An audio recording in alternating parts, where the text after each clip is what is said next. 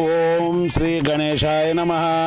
జై మార్కండేయ. సప్తమి సందర్భంగా మన భద్రావతి భావనారాయణ స్వామి వారి కళ్యాణము మహోత్సవంకు ఇచ్చేసిన మన పద్మశాలి కుల బంధువులందరికీ నమస్కారములు.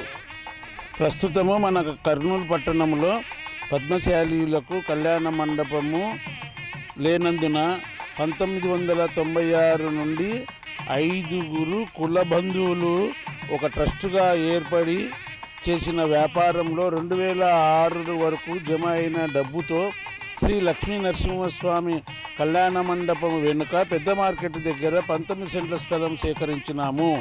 అక్కడ వాహనములకు పార్కింగ్ స్థలము చిన్నదిగా అయినందున మన కుల బంధువులు ఇది సరిపోదు అన్నారు.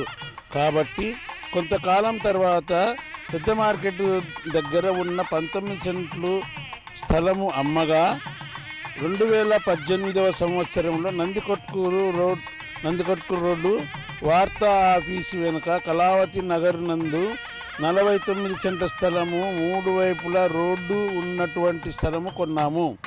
దానిని కొనుగోలు చేయగా కొంత డబ్బు మిగిలింది.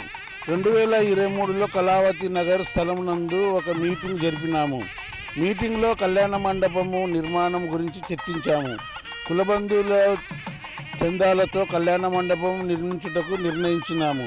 అయితే ట్రస్ట్ వారి దగ్గర మిగులు డబ్బుతో భూమి పూజ చేసి నిర్మాణము మొదలుపెట్టినాము మరియు చందాలకు తిరిగినాము. కులబంధువులు వాగ్దానం చేసిన వారు కొంతమంది ధన రూపంగా ట్రస్ట్ వారికి అందజేశారు.